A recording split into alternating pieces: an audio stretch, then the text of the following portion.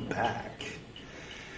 For those of you who are watching this on a big screen in high definition, you might notice my colorful pillar of Ashok over there. As promised, I did paint it, and it had its debut on the recent episode of the Esoteric Nerd podcast, which you can check out right over there. Basically, I'm sure you know this already if you've been following this series, but I'm going from the beginning, and in this case, before the beginning of Buddhism, forward. So we're going to get into the Pali Sutras next, and then eventually one day in the future, when I have a long gray beard, we'll get into the Mahayana, and then later after that, eventually the Vajrayana. And so occasionally I like to read something else that's not in that sequence. And as I did at Bodh Gaya, sometimes maybe I'll just do a special episode on here. But in the case of the Life and Liberation of Padmasambhava, I want to eventually read the whole thing and make it a series in itself. So that is over on the Esoteric Nerd podcast. Does that make sense? Because Vajrayana, of course, Tibetan Vajrayana is, well, a lot later than early Buddhism. So, anyhow, how are you guys? I tried to memorize it, but I have my notes here. We have here Pashvanata. How to memorize that? Parshvanata. A Porsche is not a van. Parshvanata. All right. Sometimes it takes a little mnemonic device like that to memorize things. And then, of course, we have Mahavir. I've heard my wife say that so many times that I can almost pronounce it correctly. All right. Here's to you, Mrs. Robinson. This is chai, which you may know from Starbucks or whatever. But chai is the Hindi word for tea. Milk tea, in this case. Usually, that's what it is. Okay, let's jump right in, shall we? Let's make the most of this episode and see if we can wrap up. You know already whether this is the last one if you read the description of this episode. If it said we continue reading, it's not the last one. It should be the last one. So I'll get right to it and not dilly-dally. And if there's still time left over for dilly-dallying after I finish, then we'll dilly-dally then, shall we? For those of you who have a very short attention span, okay, now that they're gone, let's continue. The meaningfulness of sequence. So, I'm just kidding. I have a short attention span. Who doesn't in this day and age, right? If you're watching a half-hour-long YouTube video, you're one of the bright ones. You must be older than a certain age to be able to handle something longer than 3 seconds. Okay. Since it is the Siddhas, not the sadhus, the Siddhas. Remember who they are? The liberated ones, I think, right? Right? Yeah. Okay. Since it is the Siddhas who have reached the highest state of unblemished purity, one must first pay obeisance to them. But it is the benevolent Arihantas who show the form of the Siddhas to us and reveal the undivided light of truth. Hence we pay our obeisance to them first. The victors. Remember the victors, then the... I forget the exact English translation, but the ones who are all the way there. Okay. In the present day... Oh, real quick, if this is your first time seeing me, click here instead. That's the beginning of this series. Start with the Dhammapada. This will make more sense. If you're definitely here for the Jainism, but you're wondering what the heck it's doing with Buddhism in the title, Buddhist books, Jain Sūtras, these are two different things, then click here for the explanation. Okay, sorry. Continuing. All right. In the present day, which was presumably 70 years ago or whatever, I don't know when he was talking. In the present day, it is the sadhus, remember those are the ascetics, who reveal the light of truth for us. Oh, that's interesting. Kali Yuga and stuff. Thus, the question often asked is whether one must pay obeisance to the sadhus first. No, don't update 2,000-year-old scriptures. That's like sticking in Filioque in the Nicene Creed. God. Romans, right? Am I right? Okay. To this question, the humble response would be that the ones who have had the discrimination to see the complete light of truth in Kevala Jnana are the Arhantas, the victors. Remember, victorious over desire, lust, greed, ego, so on. That truth, which they experienced for themselves, is only being expounded by the sadhus before the masses. Right, okay. Hence, it is the Arhantas who are to be revered even prior to the sadhus. Can you imagine if the neophytes taught the classes? Anyway, the supreme mantra, next section. The supreme mantra. There is no greater mantra than the Namakāra mantra in Jainism. See, they have to put that qualifier there because we all know there's no greater mantra than the Heart Sutra mantra, right? It says so in the Heart Sutra, right? The Jain, this is a little bit funny for people who are just tuning in, devout Jainists who are like, who the heck is this guy? What's he talking about? Hello, thank you, welcome. I'm nobody, just a guy. Thank you for your patience. Okay. The Jaina religion is a religion of great spiritual reflection. Therefore, its mantra primarily consists of spiritual thought. Jainism believes that the Namakāra is the essence of the entire Jaina literature. In parentheses, purvas. I didn't make a joke. Okay. It shows the greatness of the impartial thought born from equanimity. Yeah, I like that. You talked about that earlier. And the importance of guna puja, or worship of qualities, irrespective of community, nationality, or sect. Thus, the Namakāra mantra, which is the first mantra of Jaina literature, is the symbol of this divine equanimity. The reason why the Namakāra is known as a mantra is because a mantra is that which protects us from sorrows and suffering when contemplated or reflected upon. Quote, mantra paramo jnano manana trane hyato niyamat. End quote. This etymology of mantra fits the Namakāra very well. Disbelief is annihilated by expressing undying faith in the great spiritualists. Not the same as the 19th century people with the seances. Anyway, the spiritualists who have crossed the sea of attachment and aversion. Yate, yate, hara, yate. By seeing oneself as inferior to them.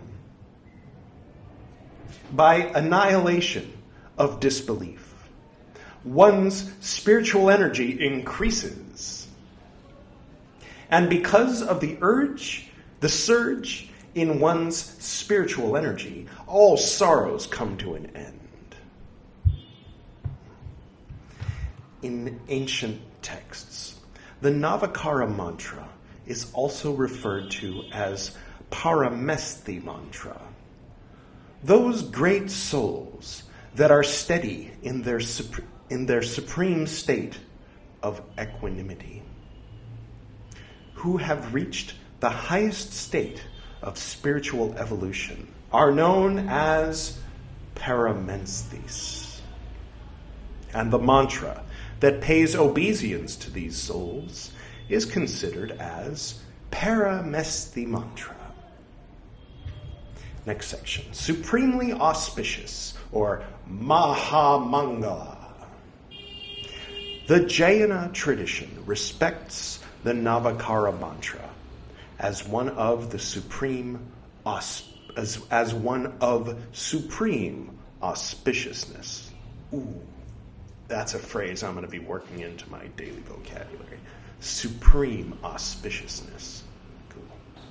Many Acharyas have described the greatness of Namakāra. Even the Kulika of Namakāra states that it is supreme among auspicious objects, i.e., it is the most auspicious among all mantras that expound the soul's infinite qualities. Mangalanam sa savesim padhamam havai mangalam. So let us reflect on what auspiciousness is. There are two kinds of mangals. One is dravya mangal, auspiciousness of object. And the other is bhava mangal, auspiciousness of thought. The former is considered to be materially auspicious, and the latter as spiritually auspicious. Makes sense. The ordinary man is trapped in the former, and thus in the mire of false beliefs. But Jainism propounds that such auspiciousness can easily turn into inauspiciousness. Synchronicity, man. All right. Therefore, auspiciousness of objects is neither focused, aikantika, nor final, atyantika. For example, yogurt and rice are considered auspicious. I was thinking synchronicity. He's talking about yogurt and rice. Okay, just update. But if yogurt is consumed during a bout of fever, would it not cause more damage? Well, I don't know. I'm very ignorant about yogurt and fevers, apparently. They know this stuff here. It's like obvious, like the things that people consider Ayurvedic knowledge in the West is just sort of like common sense here. Anyway, so I guess if you have a fever, don't have yogurt. That's wisdom from India, apparently. Okay. If the grains of rice that dot the forehead, along with the vermilion, as a sign of auspiciousness, fall into the eye, is that not harmful to the eye? Probably. In this manner, auspicious objects can turn inauspicious in a fraction of a second. Okay. Therefore, a true aspirant must stay away from focusing on auspiciousness of objects and instead adopt auspiciousness of thought. The Namakāra mantra is auspiciousness of thought. It is connected to the inner world and protects the aspirant from all kinds of sorrows. Auspiciousness of thought can be experienced through many channels, such as chanting, penance, knowledge, vision, prayers, obeisance, and adherence to rules and regulations.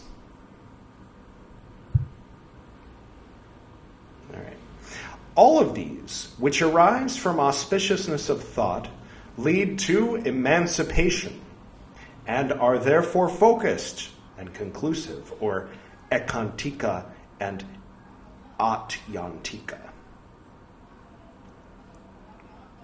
It is from this standpoint that Acharya Jin Adasa has defined the etymology of the word Mangala as follows.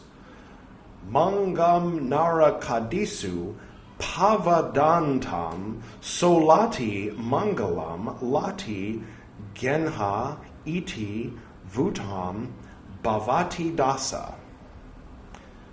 Manga means hellish. And that which protects us from hell is Mangal. Okay, Mangam. Oh, Mangal. Protect from hell. Mangal. Wow. And it's translated as auspicious. Or Mangalam is translated as auspicious. Mars is also Mangal. That's interesting, right? Anyway, before commencing any auspicious task, one must create auspiciousness of thought by reciting the Namakāra mantra. It is the king of all auspiciousness. Therefore, all other auspicious objects of this world are but slaves to the king. In the eyes of a true Jain, how can auspicious objects have much significance? The 9 padas, or Navapada.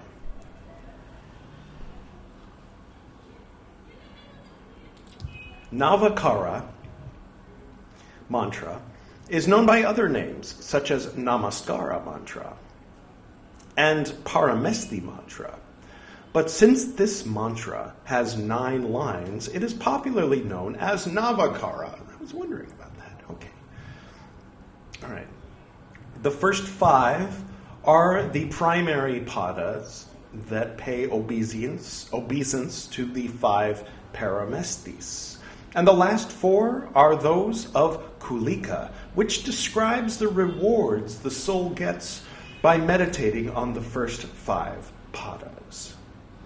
There is another tradition which propounds that of the Kulika. Namo Nanasa means obeisance to knowledge. Namo Dananasa means obeisance to vision. Namo Karitasa means obeisance to conduct. And Namo Tavasa means obeisance to penance. With the help of the Kulika, the aspirant climbs the spiritual ladder. Become arhantas, right? Okay. And thereafter attain the position of the eternal, immortal Siddhas. By paying obeisance to knowledge, vision, conduct, and penance, Jainism has expressed the importance of guna puja. Therefore, the importance of sadhus and other padas is not because of the individual, but by virtue of his qualities. And when this sadhana is complete, then the aspirant reaches the divine state of arhantas and siddhas. Let us look at the 9 padas in detail. In detail, I just thought I'd sound pretentious. 9, the number of accomplishment. In Indian tradition, the number 9 is considered as the symbol of Akshaya Siddhi, or everlasting accomplishment. Sidebar, something auspicious happened to me the other day, yesterday and the day before, and a week ago. I saw that pillar.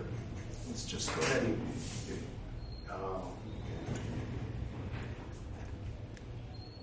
I'm not wearing my bottom part of my robe today. I apologize. And it looks ridiculous in the back, so I'm going to just...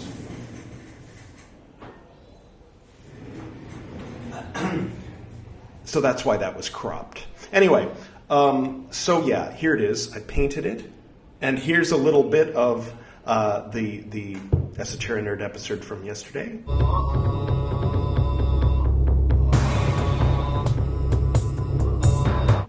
Yeah, okay. So that was cool, but, the whole thing is better. I'll just show you a tiny sample of it in that flashback. So I got this in Rajgir. There it is. I got this in Rajgir, and I thought, hey, I'm going to paint that in the style of Tibetan temples, and show it at the beginning of an episode where I read the next part of the Padmasambhava book, right?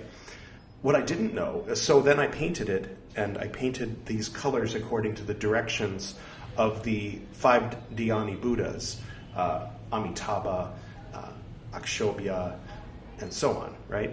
Ratnasambhava, Amoghasiddhi, and Vairochana is missing. He's in the middle. But anyway, what I didn't know was that canto number 4 went into their lineage, who their parents were, their mother, their father, which caste they were, what their real name, what their birth given name was, what their prayerful name was, and then the fact that those were the names that were given to them when they attained Buddhas. I didn't know that at the time that I made the decision to paint this and then to put it on display and talk about them and their positions before reading about them. Wild, right? Also, I decided to make these little squares and divide, just kind of eyeball how many of these would be a good number to have. And guess how many it is? Can you count them? Can you see them? 9. Now, of course, I come from a different tradition, a Western-based tradition, where 10 is an important number, and I thought, well, maybe this is represents Keter, and then these are the other 9, or something like that. I don't know. I wasn't sure. I was like, 9, why 9? And so it's just interesting that today I'm reading this, and yesterday it was all about the 5 Dhyani Buddhas and their origins. Just interesting coincidences, auspicious synchronicities. Okay, let's get back to it, shall we? The other numbers are not imperishable, and they deviate from their true form. I usually do wear the bottom part of this robe. I just decided not to today. I was lazy, and the camera. Now, a lot of people go on Zoom meetings just wearing the top part of their business suit, and underneath, you don't even want to know, right? I assume a lot of people do that. Nobody does that. I don't know. Somewhere in between those 3. Okay. Got to make it a little silly, right? The other numbers are not imperishable, and they deviate from their true form. But the number 9 always remains indivisible and eternal. That's true. When you're doing that kind of numerology where you do birthdays, you can just cross out the 9s, because anything plus 9 then added together equals 9. Here's an example. 59. 5 plus 9 is 14. 1 plus 4 is 5. You could have just crossed out the 9. You didn't need to go through that whole process, right? So, anyway. But the number 9 always remains indivisible and eternal. The basic example of the multiplication table of 9 proves this point until you get up past 100. But anyway, multiply 9 by any number, and the sum of the digits in the answer will total to 9. Let's try that. 9 times 587,600,000. You see what I mean? But yeah, when you're below 10, then that works. Below 11, right? 99. Oh, hey, wait a minute. 99, that reduces to 9. Okay, 11, what about 12? 12 times 9, 108. Oh my God, they're right.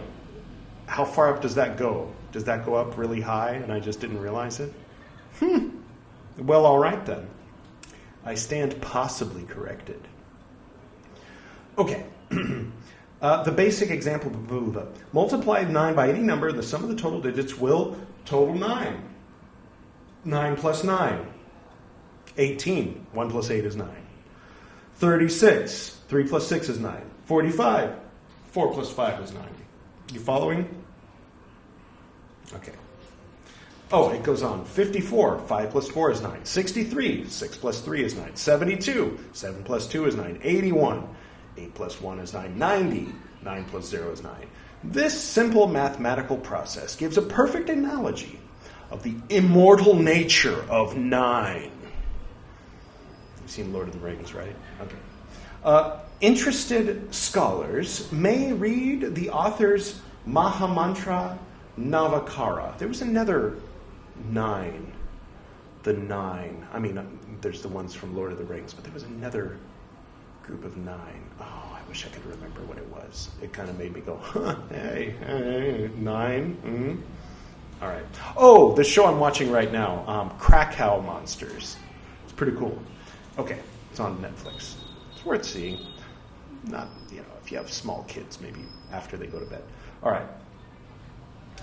The dubbing is pretty good too. English dubbing. Okay. This simple mathematical process gives a perfect, yes. Interested scholars may read the author's Mahamantra Namakāra for in-depth analysis. Maybe it goes up to 11. The eternal resonance of the 9 padas of Namakāra signifies that just as number 9 is undivided and eternal, the aspirant who worships the Namakāras of the 9 padas attains an immortal, eternal state. The worshipper of Namakāra mantra can never become weak or inferior. He will always remain a progressive traveler towards liberation and emancipation.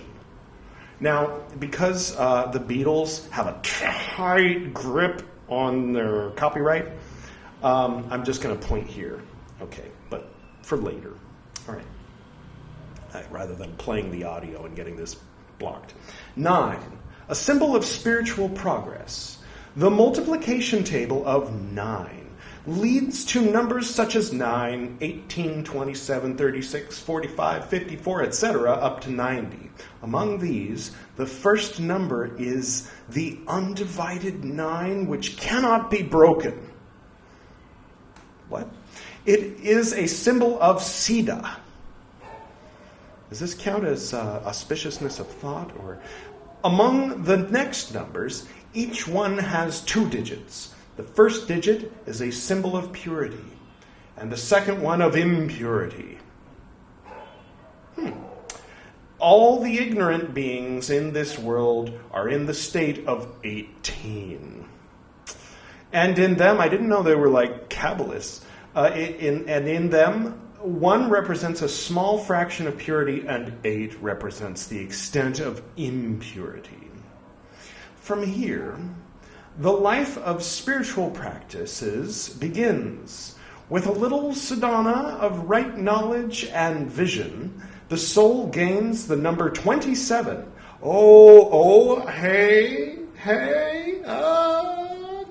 Okay, I see where they're going with this. It's a little like 1 equals 10, 2 equals 9, 3 equals 8, until you're 5 equals 6. Then 6 equals 5, and then you're supposed to be an asshole for several years until you finally get to wear that 4 equals 7 robe. And then you're going backwards? Oh, yeah, no, then you have more numbers you have the higher number in the... Okay, anyway. 27. The implication is that the extent of purity increases to 2 and the impurity reduces to 7 until finally you're epissimus. That's how it's pronounced, right? As sadhana, sorry for those who have no idea what I'm talking about. I'm talking to of the 3 people that are going to watch this video, I'm talking to half of one of them. As sadhana increases, the digits of purity become higher and those of impurity reduce. In the end, when sadhana reaches its culmination, the number 90 is attained. Then 99 comes next, but we're just going to forget about that because that would be Zoroastrianism, which means purity reaches its undivided state of 9. And impurity is nowhere to be found, as in 0. In this manner, the aspirant who recites Namakāra mantra with a pure heart evolves like the multiplication table of 9. See, I knew there was some BS in here somewhere. Sorry to the Jainists watching. That's not a word, Jains watching. I'm just making fun. I'm not talking smack. Everybody's got to have a little BS in their religion, right? Right? Okay. and reaches the Siddha state, okay, like the multiplication, yes. In this state, only the pure form of the soul remains. The fragments of karmic blemishes get destroyed forever. Oh, that's the end of the section, and we're right at 31 minutes. Wow, I wasn't sure if this was going to be a long one or a short one or what, but this was the conclusion of the Namaskāra Sūtra portion of the Jain Sūtras section of Edward Reed's Buddhist Books podcast, which is one of my podcasts. All right. Whoa, how did I get over here? Sorry about that little blip. That was an auspiciously timed running out of space on my phone. I've been recording too many things and not paying attention to the amount of space that I have left on my phone. So anyway, that's what that was. I enjoyed it. Yeah. I'm not gonna repeat stuff that I've said before. I can see where elements of this kind of informed the things that Lord Buddha sort of wanted to update or disagree with. But I can also see where a lot of it kind of went into the basic assumptions that Lord Buddha was working with in developing or, attaining, or however you want to frame it, look at it, describe it, the philosophy which he was expounding after he had his enlightenment. So, yes, thank you to the Vajrayana Society or Temple or I won't say cult. No, I'm sure they're fine. That word can be a good thing, right? I mean, it used to be. Thank you to Upadhyaya Amar Muni I pay obeisance to you for your wisdom and for your explaining of the Namaskāra Sutra. It's very nice. Okay, I'm going to stop babbling now since I don't really have anything to say at the moment, except for do check out that episode of the Esoteric Nerd podcast. Padmasambhava Part 2 it's called, and you can see the rest of that thing about this column. It's at the beginning of the episode. And we are this far through the Jain Sutras. I will continue reading shortly. If not tomorrow, then surely the day after. And then we will move on to those Pali scriptures. Thank you all for tuning in. Do like, subscribe, and share with all your friends. Feel free to comment below and say hello if you'd like. And again, I apologize to the people listening on the podcast that I keep assuming that whoever I'm talking to is watching this on YouTube. I acknowledge you listening to this, and I thank you for wearing those headphones or listening to this on your car stereo or whatever is happening. And I wish you all a wonderful day. Blessings to you, and I'll go ahead and close with the usual prayer that my father and I performed at the end of our morning meditations. Okay. To the north and to the south, to the east and to the west, to the spirits of light among us and to the spirits below, we send out our reverent love and compassion. May all beings be happy. May all beings be serene. May all beings be in peace.